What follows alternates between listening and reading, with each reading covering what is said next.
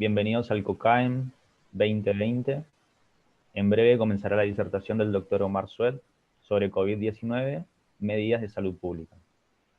El destacado doctor aquí presente es médico especialista en medicina interna, egresado de la Facultad de Ciencias Médicas de la Universidad de Córdoba, es especialista universitario en enfermedades infecciosas, presidente de la Sociedad Argentina de Infectología y director de investigaciones clínicas de la Fundación Huésped. Le recordamos por favor a todos los presentes que silencien sus micrófonos y apaguen sus cámaras. Doctor, cuando usted diga. Hola, ¿qué tal? Buenos días. Es un gusto estar con ustedes, es un honor que me hayan invitado aquí. Vamos a compartir pantalla para que podamos vernos todos. ¿Me pueden confirmar que se ve bien? Perfecto. Me faltaría... Bueno, ¿qué tal? Buenos días. Es un gusto que me hayan invitado. Para mí es un placer siempre poder colaborar con los estudiantes de medicina. Es un gusto. Y poder transmitir alguna de esta información en la que uno siempre está trabajando habitualmente con estas cosas. En primer lugar, vamos a intentar empezar a discutir un poco qué es lo que...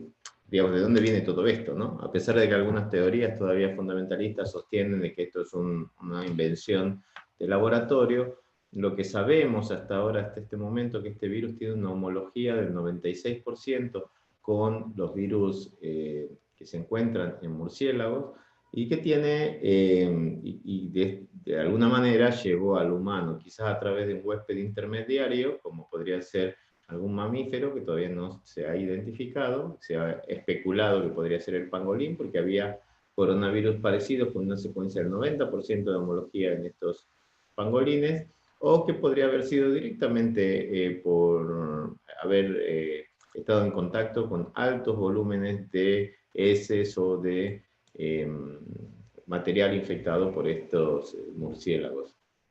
La cuestión de la sopa del murciélago es realmente una cuestión, digamos, es una miscelánea, no hay grandes números de volúmenes de personas que consuman esta sopa de murciélago, es una cosa que se come en eventos muy puntuales.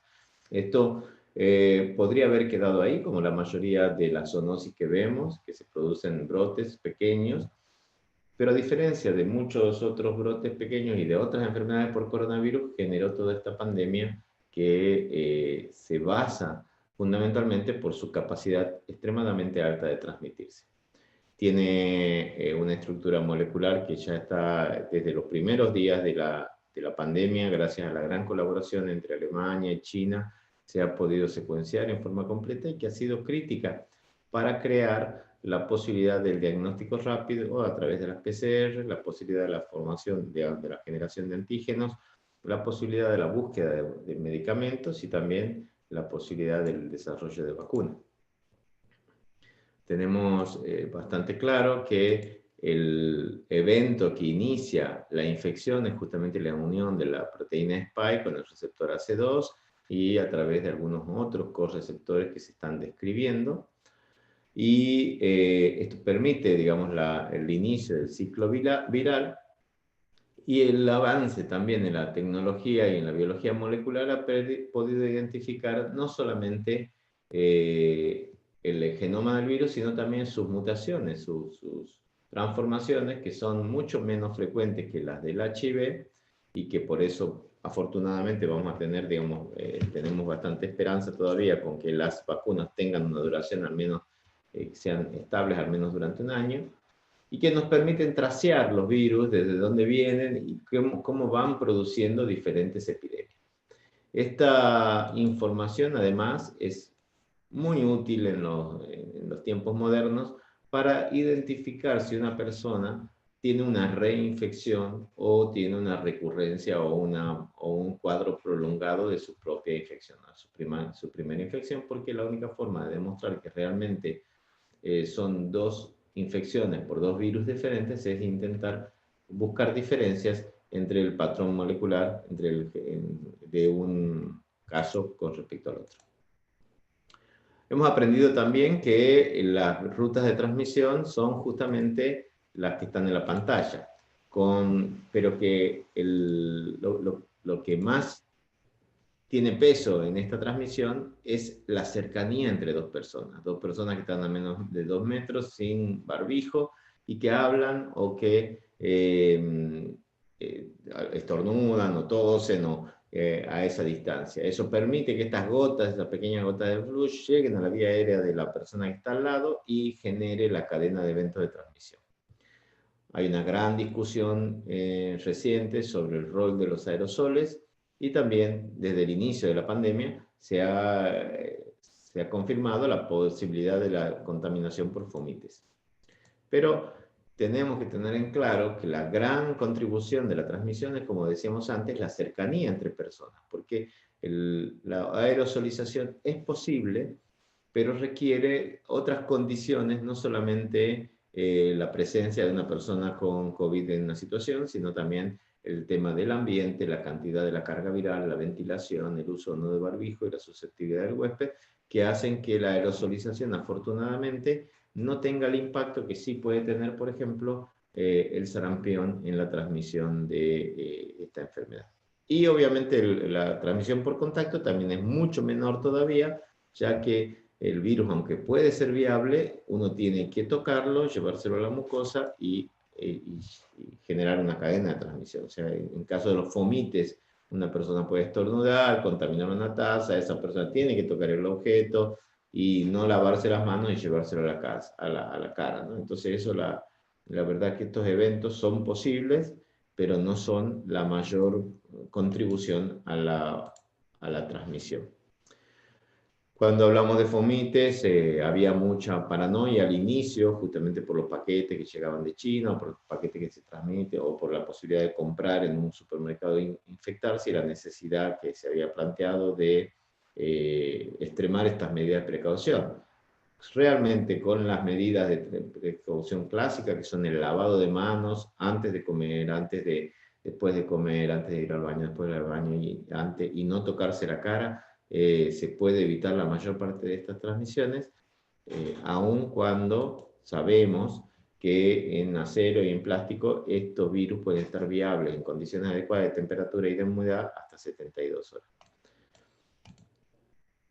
Bueno, entonces, en la prevención, y si sabemos entonces que el contacto estrecho y la ventilación son críticos para la posibilidad de transmisión, lo que tenemos que tener muy claro es evitar los lugares cerrados o impedir estar en lugares cerrados, y por eso la prohibición de abrir lugares nocturnos, por ejemplo ahora, estar digamos, utilizar los barbijos, mantenerse a 2 metros y ventilar bien, ¿no? Entonces esto es una gráfica que muestra, sobre todo ahora que se están promoviendo las aperturas de los lugares cerrados y la apertura de los restaurantes, los gimnasios, la importancia que tienen que tener la ventilación, la limitación del número de personas y el uso de barbijos. Si ustedes ven en la gráfica como si una persona se queda 4 horas en este ambiente a la izquierda, tiene un riesgo casi del 100% de infectarse, mientras que si se queda solamente 1 hora en el mismo ambiente, con buena ventilación, con puertas abiertas, con barbijo todas las personas, esta persona que era el paciente cero va a tener una capacidad limitada de transmisión solamente a una persona. Entonces por eso es importante recalcar que si bien desaconsejamos todas las reuniones internas con más de 10 personas, hay algunas condiciones que las hacen extremadamente peligrosas y potencialmente eventos súper transmisores, y son justamente estos, los ambientes cerrados, el no uso de máscara y la aglomeración de más de 10 personas, sobre todo de personas que no son convivientes, obviamente.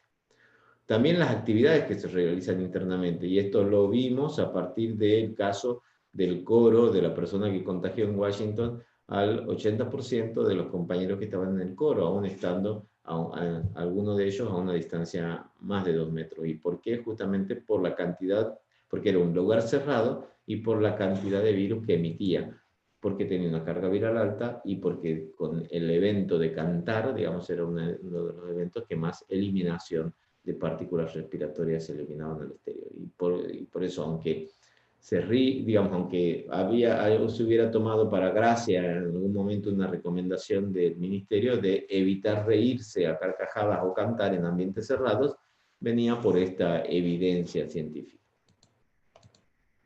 Entonces sabemos cuáles son las tareas más importantes para evitar contagiarnos: lavarnos bien las manos, toser cubriéndonos la cara y lejos de otras personas, mantenernos a 2 metros de distancia, no tocarnos o evitar tocarnos la cara, la nariz, los ojos y la boca en particular. Es muy, muy importante que si tenemos síntomas no salgamos a contactar a personas con las que no convivimos. Si tenemos síntomas tenemos que evitar ir a trabajar, ir a estudiar, porque en ciudades donde hay circulación comunitaria la posibilidad de que sea COVID, eso es muy alto. Y proteger a las personas que son más vulnerables, ¿no? Y eso significa evitar que las personas que son más vulnerables, los mayores de 65, las personas que tienen comorbilidades, salgan o tengan contacto con personas con las que no conviven a menos de 2 metros. Entonces tenemos que conocer, para ver un poco cuál es la respuesta que tenemos que tener, cuál es el riesgo, la tasa de ataque, digamos, la cantidad de personas que se van a infectar con una persona que se haya puesto en contacto es del 4 al 36%. Este señor se contacta con una persona que está sana y tiene esta persona un 36% de infectarse. Ahora, de todos los infectados, el 82% va a tener síntomas leves y un 18% al menos va a estar asintomático. Y esto surge de los estudios de los cruceros. Digamos, si bien al momento de la transmisión hasta el 50% son asintomáticos, por eso el ser asintomático contribuye mucho a la transmisión, la mayoría de esas personas desarrollan síntomas durante el seguimiento, eso se llamaba presintomático, pero el 18% no va a tener ningún síntoma a lo largo de toda la enfermedad. Y eso lo vimos, como decíamos, en un brote, en un crucero, donde se testeaban diariamente a las personas que habían estado en contacto, a todas las personas del crucero, y se diagnosticaron 18 personas que nunca durante 2 semanas hicieron síntomas. El 82 va a tener síntomas leves. De los que tienen síntomas, el 20%, o sea, el 16% del total de los enfermos va a tener neumonía, el resto se va a curar. Y de los que tienen neumonía, el 25%, o sea, el 4% del total de las neumonías, de los infectados, va a tener una internación, va a requerir una internación grave en terapia intensiva posiblemente, y el 50% de los que se internan en terapia intensiva se va a morir. Y eso significa más o menos el 2% de todos los diagnosticados.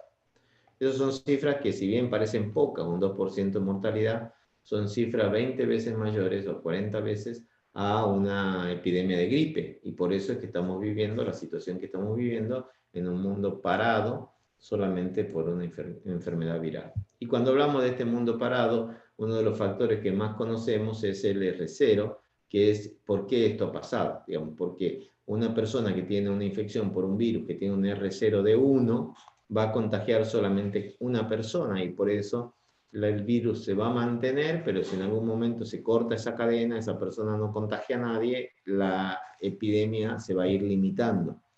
En cambio, si tenemos un R0 de 4, una persona va a contagiar a 4 personas, 4 van a contagiar a 16, 16 van a contagiar cada una a otras 4, llevando al aumento exponencial, y que es lo que hemos visto al inicio de la epidemia en muchas ciudades, ¿no? Este R0, como decíamos antes, es alto, es muy alto para un virus respiratorio, pero es mucho más bajo que el del virus del sarampión. Y suma, digamos, de alguna manera, el aumento, el alto impacto de que es el R0 por la transmisión, más la alta mortalidad en algunos grupos. ¿Cuáles son los síntomas? Ustedes ya los conocen: fiebre, tos, fatiga, dolor de músculos, expectoración, falta de aire, dolor torácico, y van disminuyendo paulatinamente. Acá lo importante es saber que los niños son muy poco sintomáticos, solamente 40-45% tienen síntomas, la mayor parte de estos síntomas son fiebre, y hacen una complicación afortunadamente muy poco frecuente, pero la hacen, que es el síndrome multisistémico inflamatorio, y que justamente la fiebre de origen desconocido, es lo que gatilla el diagnóstico.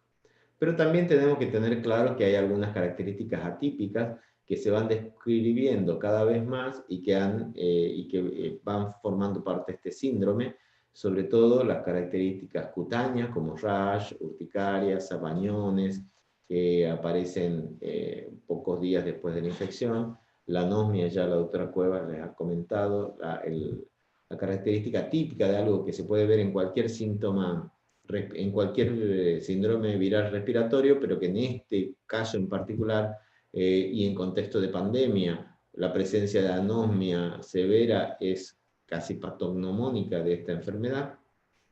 Problemas asociados a trombosis de órganos clave como manifestaciones neurológicas o como ACVs mayores o otras manifestaciones inmunológicas como Guillain-Barré, el infarto como forma de presentación, las arritmias también y la insuficiencia renal aguda también secundaria a trombosis o embolias a nivel renal. Entonces, como vemos, es un cuadro bastante complejo, aunque la gran mayoría de las personas jóvenes van a tener solamente un síndrome respiratorio, se han descrito situaciones complejas, incluso situaciones de cronicidad de esta enfermedad con eliminación en pacientes trasplantados o en pacientes con inmunosupresión grave, la presencia permanente del virus replicando hasta 120 días en algunos huéspedes con el potencial, digamos, de poder cultivarlo a estos virus, ¿no? Aunque el impacto obviamente de esto es muy limitado. Entonces en Argentina tenemos que la definición de caso sospechoso, en base a estos criterios que se ha ido modificando habitualmente y que ahora tenemos la última del 11 de septiembre, es un caso sospechoso, una persona que tenga 2 o más de los síntomas en todo el territorio nacional: fiebre, tos, odinofagia, dificultad respiratoria, cefalea, mialgia, diarrea o vómitos, sin otro cuadro que lo explique, o directamente, como dijimos antes, la pérdida repentina del gusto o del olfato, sin otra causa. Cualquiera de estos casos ya hace diagnóstico de caso sospechoso de COVID. Pero en el caso de que la persona sea trabajadora de la salud, resida en instituciones cerradas, sea personal esencial, esté en barrios populares o pueblos originarios, o sea un contacto de un caso de COVID, la presencia de un solo síntoma, tos, odinofagia, dificultad respiratoria o pérdida del gusto, ya es suficiente para hacer diagnóstico. En niños, como decíamos antes, hay que diagnosticar el síndrome inflamatorio multisistémico en un chico que tiene erupción cutánea y que tiene fiebre, y a los cuales se le van a ir agregando algunas otras características sin ninguna otra causa que lo explique. Y vamos a confirmar estos casos con una PCR, con el diagnóstico a través de una PCR, o por un diagnóstico molecular rápido, que es el LAM, o por la detección de antígenos de estos virus. Si no tenemos PCR. Entonces, cuando hacemos el diagnóstico, nosotros tenemos que tener claro en el momento que hacemos el diagnóstico. Sabemos que cuando las personas apenas tienen contacto con el virus, no van a tener la posibilidad, van a tener un periodo de ventana, un periodo de eclipse, en el cual no vas a tener la posibilidad de diagnosticarlo, porque haber contactado con hoy la persona, sabiendo que este virus tiene un periodo de incubación de al menos 5 días, ningún test diagnóstico te va a generar una evidencia de infección hasta que no pase este periodo de incubación.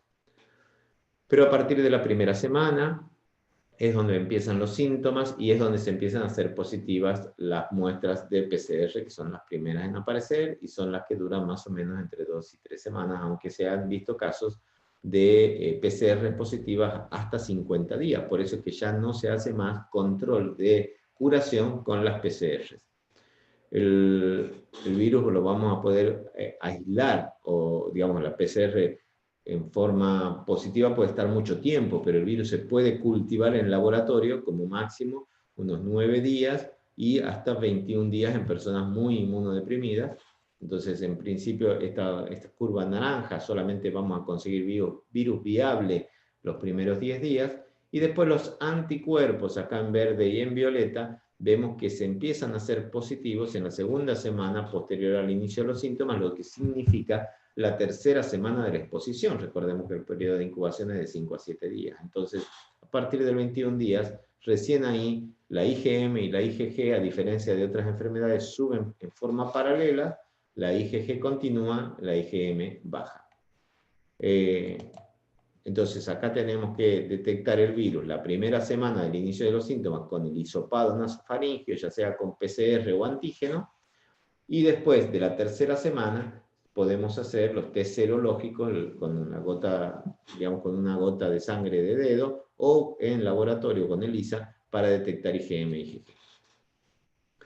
La presencia, como decíamos, si hiciéramos tomografías a todas las personas, es posible que tengamos muchas de estas personas jóvenes asintomáticas que encontremos alguna patología, sobre todo este pequeño infiltrado intersticial que vemos acá en los extremos de los campos pulmonares. En esta persona, esto era los 5 días de la evolución, y llama mucho la atención que, si bien mejoraba clínicamente, al día 15 empieza con estos infiltrados muy importantes, con algunas pequeñas cavitaciones, y el día 20 se genera toda esta fibrosis y estos tractos fibróticos y este engrosamiento pleural que vemos acá, que además de todo el compromiso del parénquima pleural, ¿no? ¿Y esto por qué pasa? Esto pasa porque este virus tiene 3 fases. La primera fase, que es la fase viral, que es una fase que se asocia sobre todo a fiebre, a síntomas respiratorios altos, a un cuadro viral típico, dura más o menos una semana y puede comprometer el pulmón, puede hacer una neumonía y empieza a resolver más o menos en la segunda semana. La gente empieza a mejorar y a partir del 10º día, otra vez, algunas personas empiezan con un poco de tos, con un poco de disnea, con un poco de falta de aire, y esto se traduce radiológicamente como esa nueva radiografía en la que vemos que había empezado a empeorar la situación, y esto es secundario a un proceso inflamatorio, a la respuesta inflamatoria que produce justamente la infección y que va a generar un síndrome de distrés respiratorio del agudo con un shock y lo que eventualmente lleva a la muerte a las personas. Entonces, si tenemos la primera fase, vemos que esta primera fase es la que está producida justamente por el virus que se está replicando y generando la infección dentro del parénquima pulmonar. Sin embargo, la segunda fase o la fase tardía, después de la segunda o tercera semana, lo que vamos a estar viendo es que dentro del alveolo este virus está generando una atracción de neutrófilos, de monocitos, que genera muchísima más inflamación, la incorporación de más células, digamos, inflamatorias, la formación de la membrana hialina, que es lo que se empieza a traducir en esta radiografía como ese engrosamiento, digamos, esa opacidad en los campos pulmonares, el compromiso en la saturación. Y vemos acá como una anatomía patológica de un pulmón normal, tenemos esta imagen típica de los lóbulos pulmonares que se organiza y junto con la membrana hialina y el infiltrado linfocitario y macrófago genera toda la inflamación pulmonar que puede durar 20, 30 días en resolverse, y por eso es que necesitamos tener en personas en terapia intensiva al menos 40 días para lograr que este pulmón se regenere o se reorganice de alguna manera y permita otra vez la saturación. Y es lo que estamos viendo en este momento, que es el responsable de las secuelas a largo plazo en las personas que han estado muchos días en terapia intensiva respiratoria. Hemos explorado varios tratamientos, lopinavir o hidroxicloroquina. Desafortunadamente estos tratamientos no están funcionando. De nitazoxanida todavía no hay publicaciones. Ivermectina, los estudios muestran pequeños estudios de menos de 45 personas, una caída de la carga viral, pero esto todavía no se asocia a una eficacia clínica. La citromicina no hay evidencia. En plasma de convalecientes cada vez hay más evidencia en contra que a favor. Digamos, la mayoría de los estudios no muestran, si bien es seguro, no muestran un impacto positivo significativo. Estamos muy prontos a tener resultados del suero de caballo y esperemos tener alguna información. El tocilizumab se ha demostrado no ser mejor y hay otra serie de medicamentos que siguen todavía la carrera por la investigación para ver si tienen algún impacto, sobre todo en la fase inmunológica de la infección, con algunos muy prometedores como el ruxolitinib o la colchicina. Pero todavía no hay ningún tratamiento preventivo, no hay cura, no hay vacuna para esta enfermedad. La dexametasona es el único medicamento que ha demostrado reducir la mortalidad y está indicado solamente para las personas que tienen hipoxia o que necesitan oxígeno a una dosis de 6 miligramos por día durante 10 días, pero todavía tenemos muchos estudios en marcha y ojalá que algunos de estos muestren. Es crítico saber entonces que lo que tenemos que hacer es evitar sobre todo las infecciones y evitarlas sobre todo en las personas mayores, porque la mortalidad es totalmente inequitativa en este grupo de edad. Tenemos que el 80% de las personas jóvenes son las que tienen la infección, pero el 80% de las muertes son las personas mayores. Miren esta línea verde, como la mortalidad es de menor del 5% en 60, pero es del 10% en 60-70, y del 20% en 70-80, y del 25% en mayores de 80. Digamos, esto sí que es un aumento exponencial, y a mayor edad, mucho mayor riesgo de mortalidad. Obviamente que hay gente joven que se muere, y lamentablemente mucha de esta gente joven ha tenido diabetes, insuficiencia, digamos, obesidad, han sido los factores más importantes asociados a mortalidad en menores de 50, pero también ha habido gente joven que ha fallecido sin ninguna causa o sin ninguna enfermedad comórbida, y por eso es lo que nos hace decir, es importante que también todos le tengamos un poco de respeto a esta enfermedad, porque hay algunos parámetros, algunos polimorfismos genéticos que parecen estar asociados con una respuesta patológica a la inflamación, en particular con los linfocitos T reguladores, y en particular es posible que las personas con grupo sanguíneo A sean con mayor frecuencia las portadoras de estos polimorfismos, y por eso se ve una mayor mortalidad en el grupo de jóvenes con grupo sanguíneo A. La situación hasta hace unos días sigue siendo caótica en todo el mundo, con más de 1 millón de muertes, con Latinoamérica estando en los primeros puestos, con Brasil y con nuestro país en cantidad de casos, y con un aumento que la curva en el mundo empieza, como vemos acá en amarillo, la curva en el mundo parece que baja por momentos, pero después vuelve a subir y vuelve a repuntar en base justamente a los que más contribuyen en el mundo, como son Brasil, India y Estados Unidos.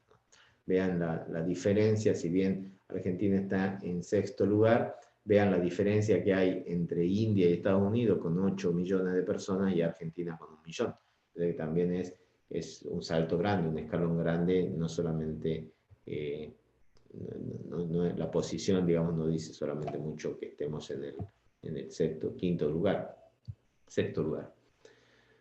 Lo que es claro que Argentina fue uno de los países que tomó esas medidas que ya todos conocemos, y la cuarentena nos permitió al inicio, sobre todo al limitar que la infección se disemine por todo el país, una limitación muy importante en el aumento de los casos. Vean acá la gráfica de Argentina y de Uruguay y cómo se despegó de Chile y de Brasil, que picaron los casos en forma muy importante en los meses de marzo, y es lo que se asocia después a este pico muy alto y a la imposibilidad del sistema de salud de poder manejar esta epidemia. Lo que nosotros queríamos hacer, y lo que de alguna manera se logró en Argentina, es bajar este pico de la curva para lograr que haya menos casos, ojalá, y que si no podíamos lograr los menos casos, al menos que este pico no sature los sistemas de salud y no produzca de alguna manera las muertes inevitables que hubiéramos visto en los diferentes sistemas, y que es lo que hemos visto más o menos también en algunas pequeñas ciudades, afortunadamente no en todo el país, pero sí en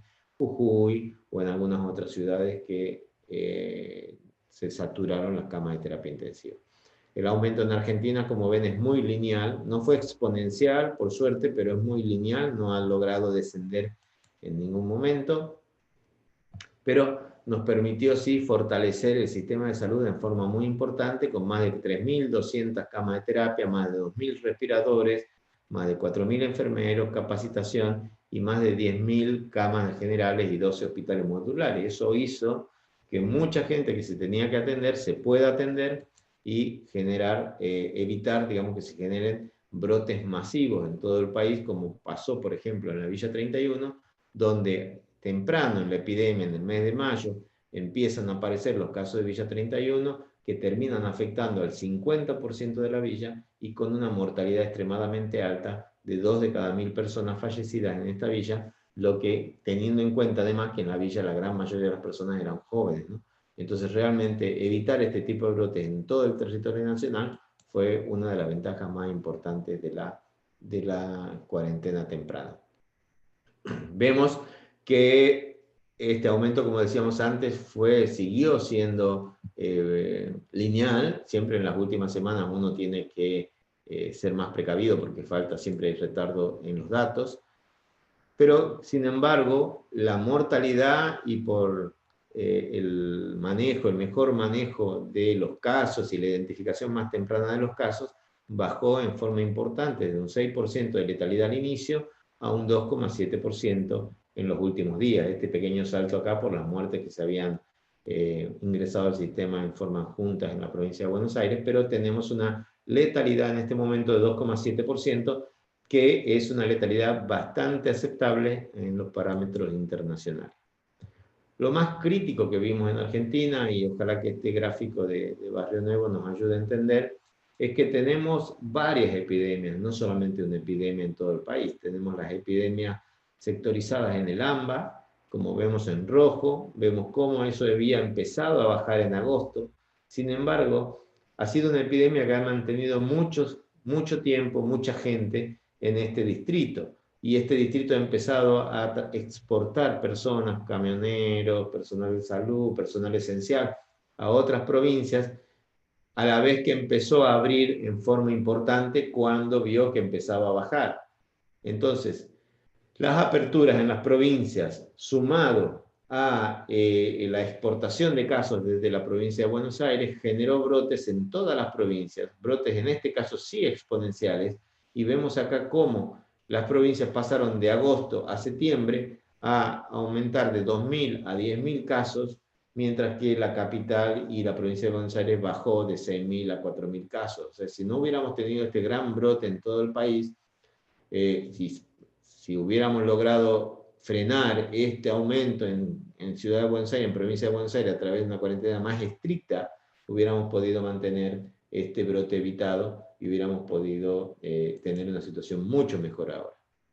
Recordemos que en mayo la situación era prácticamente blanca. En julio, cuando se ve que empiezan a aparecer casos en el interior, se llama a una segunda fase 1, que lamentablemente tuvo muy poco apoyo social, muy poco apoyo comunicacional y sobre todo de la oposición, promoviendo de alguna manera manifestaciones, incluso donde muchos de los ministros se infectaron, de la oposición o de los exministros, y después posteriormente esta situación que digamos se expande a través de todo el país, generando múltiples focos y estando en la situación en que estamos actualmente, con casos, digamos, de provincias como Salta, Córdoba, Mendoza y Tucumán, y salvo Tucumán, las otras 3 provincias son provincias también no alineadas, digamos, al gobierno nacional, generando este aumento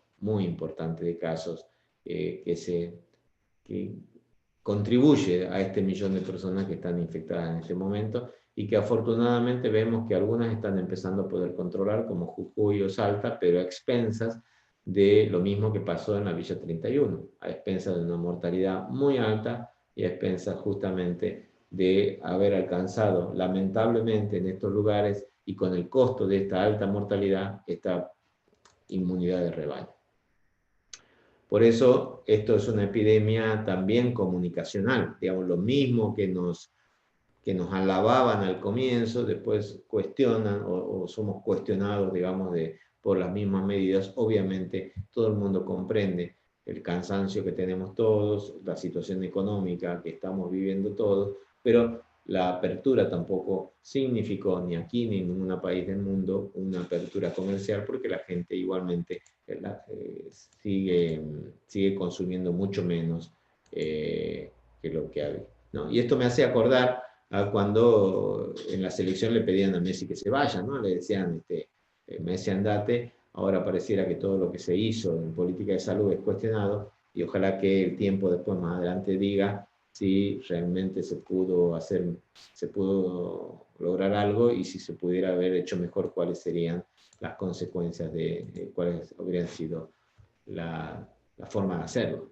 Lo que está claro es que todos los médicos, sobre todo en provincia de Buenos Aires y en Ciudad de Buenos Aires, que han tenido un ataque constante del virus, están exhaustos. Y estamos cansados porque desde marzo que hay mucha cantidad de casos y recién ahora parece en Ciudad de Buenos Aires empezar a decrecer un poco la presión en el sistema de salud y ojalá que que estas aperturas ahora y el turismo no generen una segunda ola que es posiblemente lo que podríamos estar prediciendo si la gente no empieza a tomar conciencia de la importancia de sostener el distanciamiento a 2 metros, el lavado de manos y el uso de barbijo.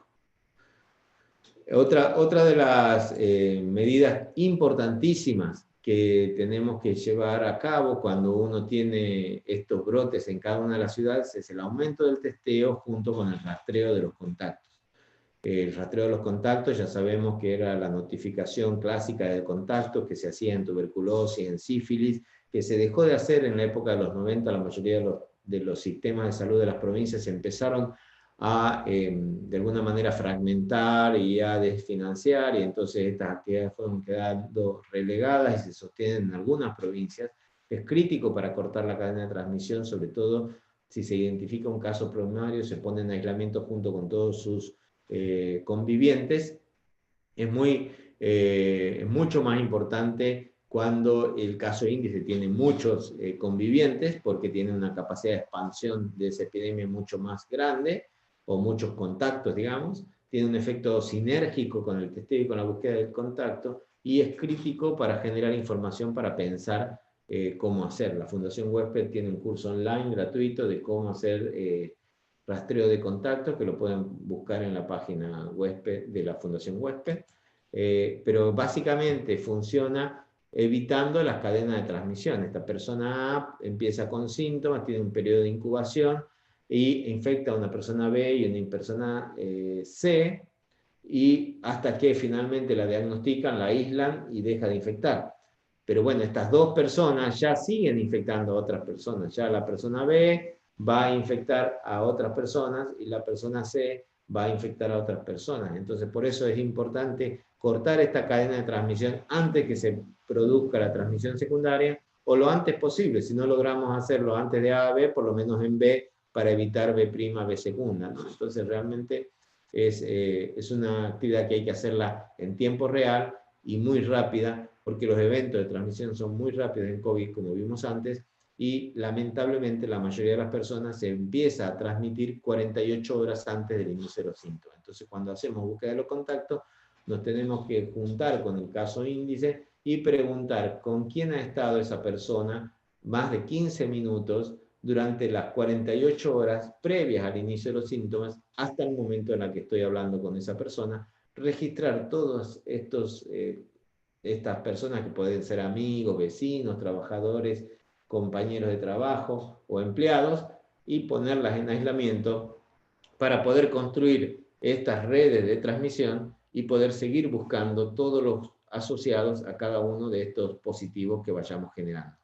Este solo hecho de generar esta información, este rastreo de contacto, aumenta un 15% la detección de los casos, pero además, si ponemos en aislamiento a todas estas personas, evitamos que esos casos sigan transmitiendo a otras personas. Por eso es que tiene un impacto muy grande en la reducción de la transmisión, que si logramos aumentar el testeo de contactos y logramos reducir el aislamiento, digamos, logramos generar el aislamiento de todos los casos sintomáticos, podemos reducir un 64% la cantidad de nuevos casos, de nuevas transmisiones en la comunidad.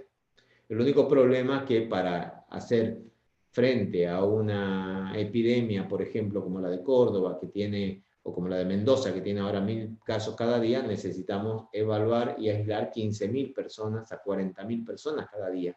Y eso significa un montón de fuerza laboral y un montón de capacidad de seguimiento y de aislamiento. Cuando uno hace búsqueda de contactos, también se encuentra que la gente tiene miedo de dar los datos, no tiene vergüenza de contar con quién estuvo, no quiere sentirse, digamos, culpado de alguna manera, y por eso es que lo primero es construir confianza en la sociedad, proteger del estigma y la violencia, y utilizar los datos para medir el éxito y no para generar conflictos entre las posibles cadenas de transmisión. Y por eso, y también otra de las lecciones que se tienen es que las provincias tienen que centralizar estas estrategias de contactos, pero la respuesta tiene que ser local a nivel de las ciudades para que la información sea mucho más fiel, mucho más fácil de implementar, utilizando recursos humanos y tecnológicos adecuados para poder hacer esta tarea en el día a día. Finalmente, para ir cerrando, la comunicación es crítica en los procesos de pandemia, y por eso la SADI, la Sociedad Argentina de Infectología, fue clave al inicio para contribuir de alguna manera a la información, y además de primera mano, ya que fuimos parte, como Sociedad Argentina de Infecto, del grupo de expertos del presidente y del grupo de expertos de provincia y de Ciudad de Buenos Aires. La pandemia, digamos, hay que tener en claro que la información es dinámica. Al inicio de la pandemia, obviamente, cuando no había casos en Argentina, no se podía prohibir el mate, o no estaba bien prohibir el mate o darse besos cuando no había casos, pero cuando empiezan a haber transmisión en la comunidad es crítico que la gente entienda que ahora sí la mascarilla, ahora sí el mate no, ahora sí los saludos no. Es clave trabajar sobre las fake news, sobre todo los supuestos tratamientos curativos, y a veces algunas de estas situaciones hay que generar las denuncias correspondientes ante el ANMAT si alguna persona, médico o no médico, promete una cura para algo que todos sabemos que no hay cura, y eso es lo que tuvo que hacer la Sociedad Argentina de Infectología con el Dr. Mulberg.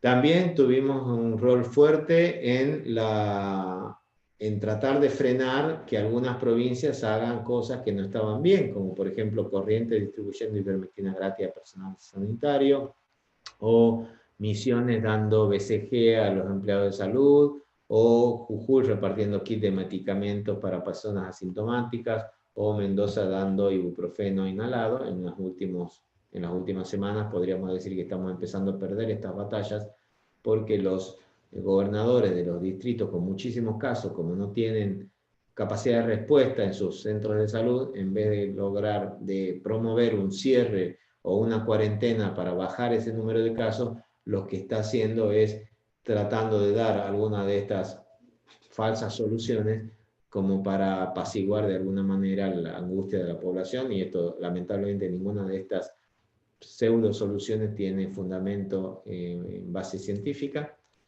y por eso es que la SADI se ha encargado o ha tratado de generar muchísima información con más de 80 webinars, algunos de los cuales han tenido más de 4 millones de reproducciones, y que están todos en la página web de la SADI y en el Facebook y en el YouTube de la SADI, para los que tengan interés en aprender un poco algunos de los otros aspectos de esta enfermedad.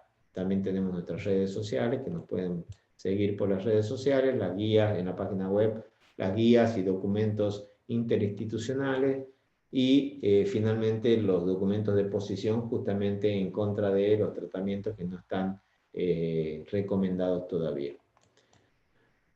En la página de la SADI pueden encontrar también las investigaciones que se están llevando a cabo en Argentina, por si quieren participar.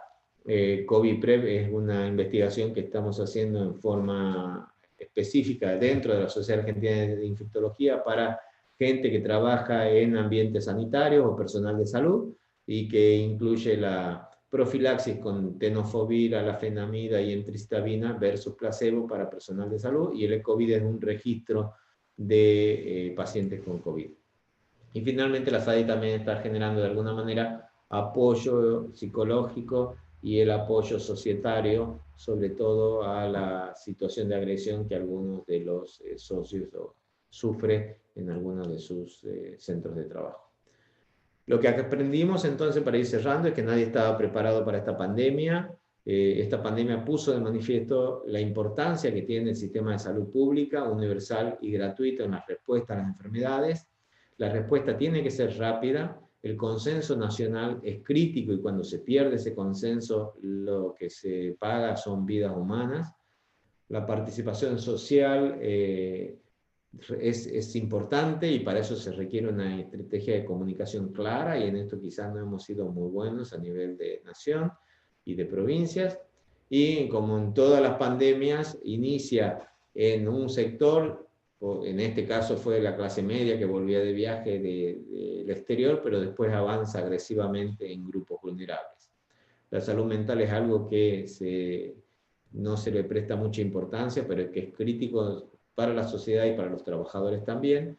Y el teletrabajo, la teleeducación y la telemedicina van a ser herramientas que se van a quedar durante mucho tiempo y que tienen, digamos, un lugar especial en esta nueva normalidad. Tenemos que seguir abogando por testeo, rastreo, búsqueda de contactos, el aislamiento 14 días de los contactos, los barbijos, la distancia de 2 metros, el autoaislamiento de cualquier persona que tenga síntomas, las restricciones en la circulación cuando todo lo anterior no alcanza, la nueva fase 1 otra vez, y tratamientos basados en la evidencia. Antes de cerrar, invitarlos a todos a participar al Congreso de la Sociedad Argentina de Infectología, sadi.org.ar, pueden pedir becas en ese mail, y encantado de contestar algunas preguntas si hubiera alguna.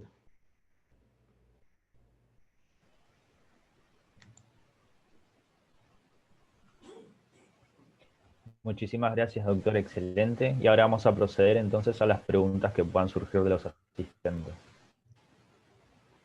Les damos 15 minutos, chicos.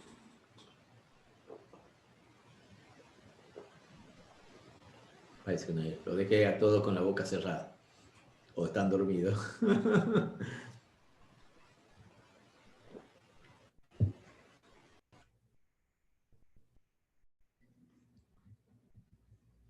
Yo no sé si podríamos decir que falló, digamos, podríamos decir que falló en base a qué. Digamos, cuando uno habla de fallo siempre aspira a una respuesta diferente o a compararse con otros países. Y claramente en el mundo, sacando Australia, Nueva Zelanda y China, no hay ningún país que podamos decir que lo ha hecho magníficamente bien, ¿no? Estamos si te comparas Argentina con España, Italia, Suiza,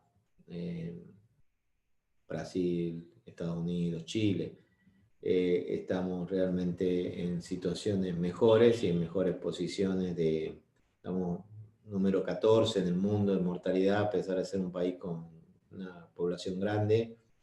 Creo que lo que falló, si es que podemos decir falló, o creo que lo que podríamos decir, siempre tenemos los argentinos esta sensación así de que vamos a hacer el gol, vamos a ganar la Copa del Mundo y quedamos segundos, ¿no? Siempre tenemos esta sensación de que vamos bien un tiempo y que después la cosa se desinfla. Y en parte la cosa se desinfló por lo que les comentaba antes, porque la epidemia no se pudo contener la entrada en las provincias. Y cuando entró en las provincias fue un desastre, porque las provincias tienen un sistema de salud con mucho menos infraestructura que la provincia de Buenos Aires o la ciudad de Buenos Aires. Y llegó a la provincia porque no se pudo sostener el discurso del distanciamiento y de las medidas de cuarentena en la ciudad de Buenos Aires y en la provincia de Buenos Aires, porque se perdió mucho el apoyo político. Y entonces ahí fue crítico, ahí hay una responsabilidad de toda la sociedad, tanto de los comunicadores, que ustedes ven tele, y todos ustedes ven tele, aunque vivan en las provincias, ven tele de Buenos Aires todo el día, y eso entonces hay que reconocer que es uno de los pocos países que una persona en Corrientes tiene al detalle los datos de la persona de un loco que salió a matar gente en un barrio de Belgrano o de una chica que fue violada en un barrio de Once, digamos, porque tenemos una deformación de la comunicación que hace que todo el país vea solamente la comunicación de Buenos Aires, y la comunicación de Buenos Aires está muy sesgada además, y entonces eso generó de alguna manera una reacción en toda la comunidad de sensación de que la cuesta estaba mejorando, de que se podía abrir todo, de que había que abrir todo, de que era insostenible seguir cerrando, y lamentablemente cuando se empieza a abrir, la misma ciudad y la misma provincia mandan sin querer, obviamente, pero los transportistas siguen llegando a las provincias, los personal sanitario sigue llegando a las provincias y se generaron estos brotes, ¿no? Sumado a que con esta presión de la comunicación, si yo soy el gobernador de una provincia chica que tengo un brote, lo primero que tengo que hacer es cerrar esa provincia, pero si soy de una provincia opositora y tengo a toda la información y todo mi país detrás, con todo Buenos Aires y los medios de comunicación de Buenos Aires diciéndome que sería una locura cerrar Jujuy o Salta o Mendoza, no lo voy a querer cerrar y lamentablemente esto después se traduce en vidas. Por eso digo que es una responsabilidad institucional de todos, un problema grande de comunicación y una falta de apoyo político. Muy bien, ¿le leo otra pregunta, Doc? Sí. Julieta Martín pregunta, ¿a qué se podría atribuir la disminución en la letalidad que se vio, según el gráfico que vimos?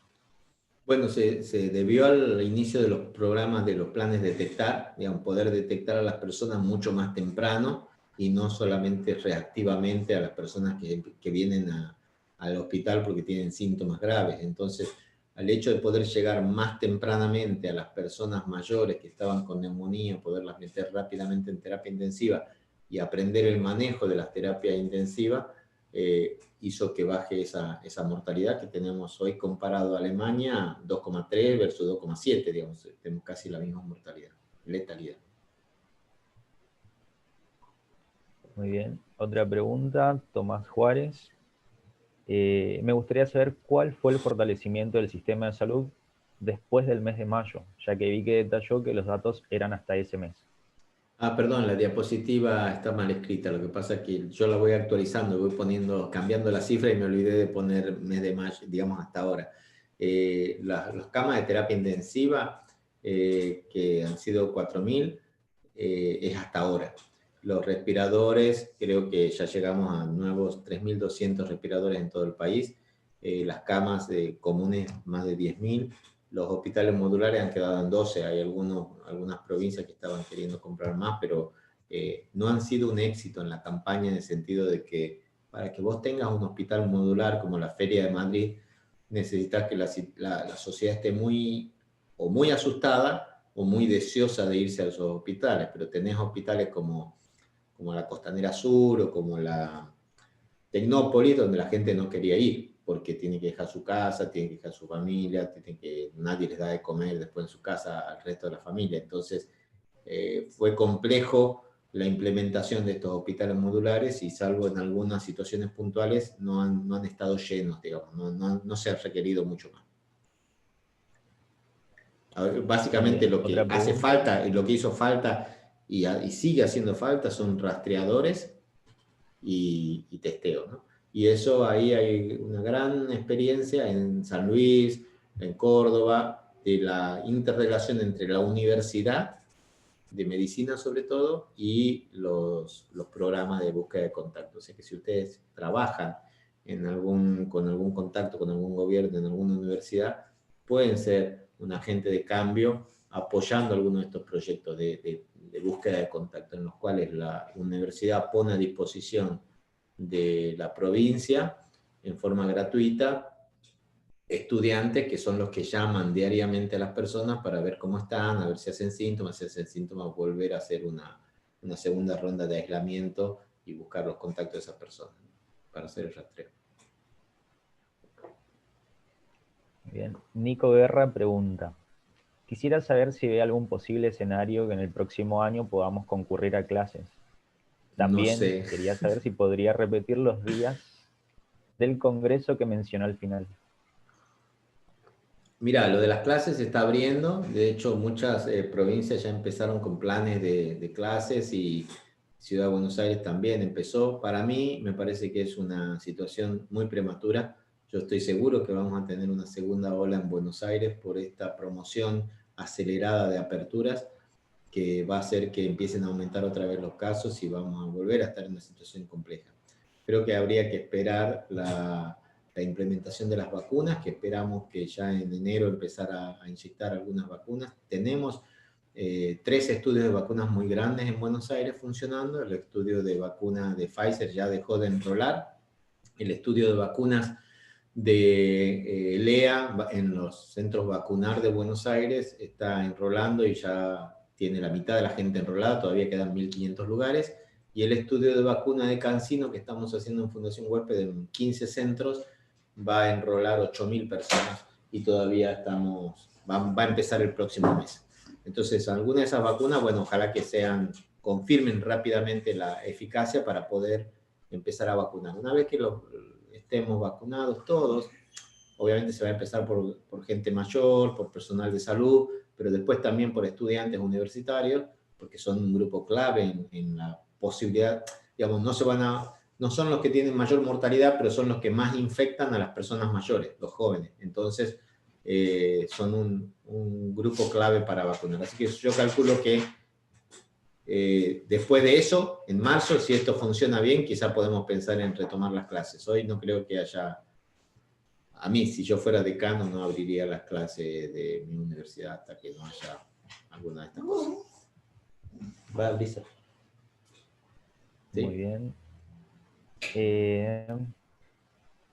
También me había preguntado por el congreso que había mencionado. Perdón. El Congreso de la Sociedad Argentina de Infectología es un congreso que se hace siempre anual en presencial. Este año se va a hacer virtual y va a ser el 26, 27, 28 de noviembre, o sea, dentro de un mes. Va a ser a través de la página web de la SADI, sadi.org.ar. Vamos a intentar dar becas a todas las universidades, a todos los estudiantes, así que regístrense, pongan ahí, pidiendo la beca, si les da la opción de estudiantes de medicina, para que intentemos generar, hablen con sus federaciones y sociedades para que escríbanos un mail, para que les enviemos códigos de becas por si no se pueden registrar.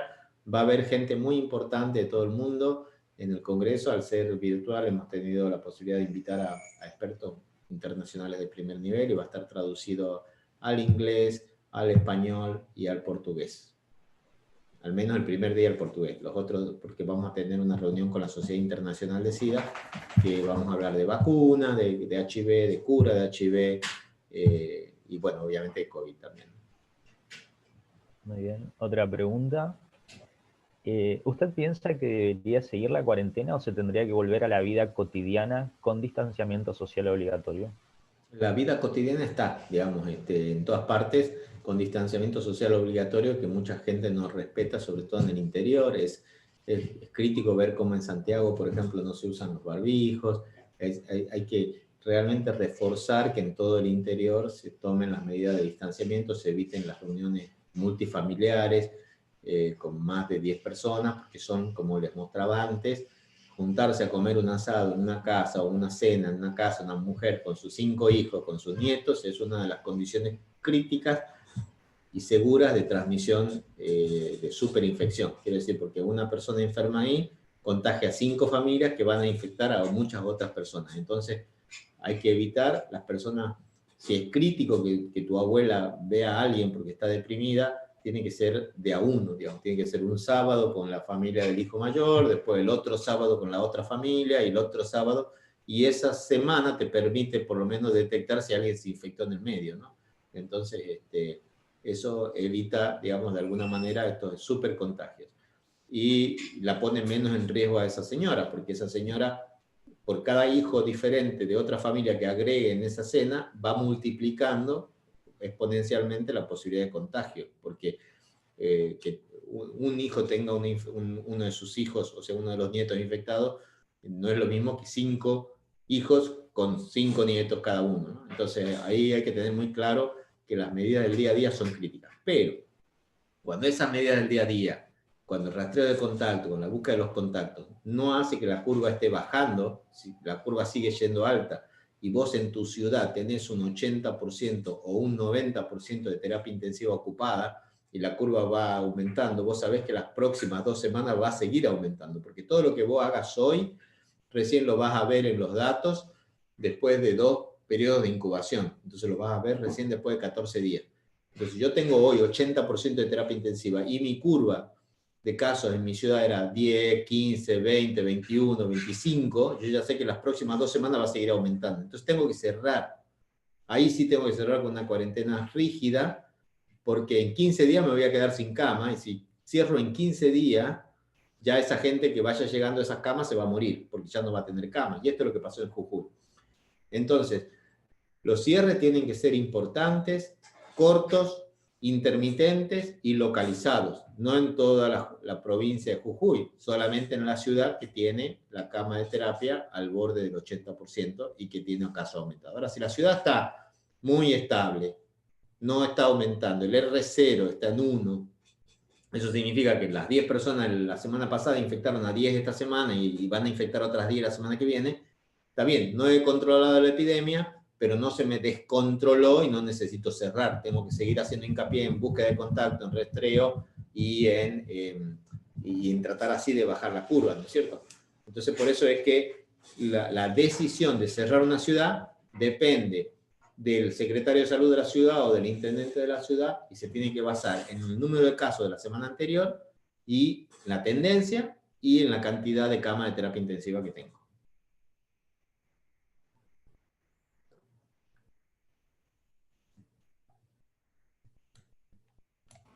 Doctor, me gustaría hacerle una consulta desde su punto de vista con respecto a la situación en particular que está pasando Formosa, a fines de mantener un estatus sanitario, quizás con el gran conflicto social que está teniendo con el tema de los varados que no pueden ingresar a la provincia. ¿Vos querías, perdón Luis, mi opinión o qué es lo que querías?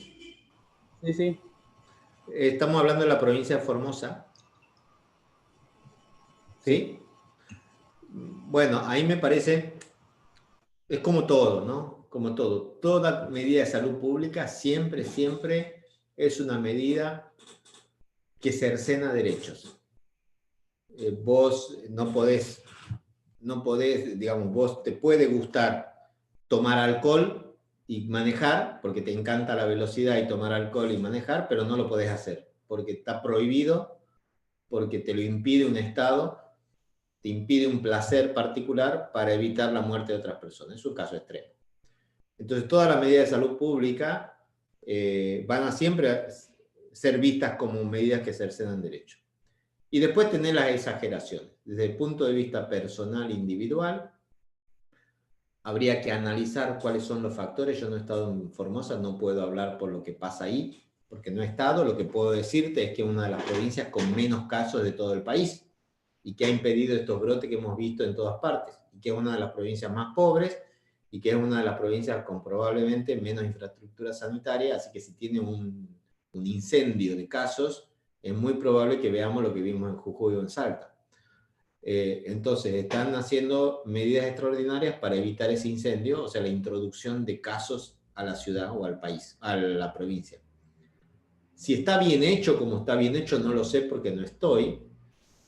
Si se podría hacer de otra manera, es probable que sí. Se podría permitir ingresar a personas con vigilancia a estos centros de confinamiento o a estos hospitales de campaña, hacerles periódicamente o test de antígenos o PCR basal al día 7 y al día 14, si no tienen coronavirus, dejarlos entrar, hacerles serología en la ingreso, si tienen serología positiva, que les va a durar una protección de 3 o 4 meses, dejarlos entrar, si la PCR es negativa, y listo. Pero yo quiero decir, no puedo hablar porque no tengo la información geográfica del lugar y quizás haya situaciones que no estoy viendo y que justifican que alguna gente haya tenido que quedar varada, cosa que me parece una falta de respeto a la dignidad de las personas, tienen que dormir en la ruta para poder entrar a un lugar, ¿no? Pero bueno, habría que ver cuál es la situación. Es muy diferente a situaciones en otros lugares. En Jujuy, por ejemplo, se abrieron las fronteras y en realidad hubo varios brotes en Jujuy. Hubo brotes de gente que entró ilegalmente desde Jujuy, desde Bolivia, policías que fueron de Argentina a Bolivia a comprar coca, volvieron y desparramaron el virus en la parte de la Puna, y después camioneros que fueron desde Buenos Aires a Jujuy llegaron y no declararon que tenían la infección y transmitieron. Entonces, claramente somos un solo país, pero las provincias tienen derecho a controlar sus fronteras y lo que sí sabemos que San Luis, Catamarca, Formosa y Misiones, que son las que tienen controles más estrictos, han tenido un desempeño un poco mejor también. Muy bien, doctor. Muchísimas gracias. En nombre del COCAEN 2020 le damos profundamente las gracias por esta disertación, excelente. Y bueno, ahora pasamos a la palabra clave para los chicos, para los asistentes, que es corona. Ahí en el chat también le dejé el enlace para que puedan ir a dar su asistencia, poniendo la palabra corona. Muy bien, muchas gracias por su participación y su colaboración, Doc. Muchas gracias a ustedes. Un abrazo grande. Nos estamos viendo para lo que necesiten. Y si quieren, avisen a todos los miembros de COCAEM que podemos reservarles el año que viene en el Congreso de la Sociedad Argentina de Infectología una mesa para ustedes para que expresen, digamos, la parte del punto de vista de los estudiantes. Que les vaya bien. Doc. Muchas gracias por la invitación.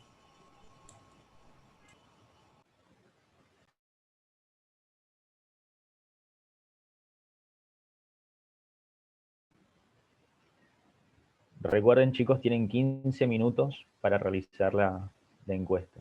Entren a ese link y la palabra clave, repito, es corona.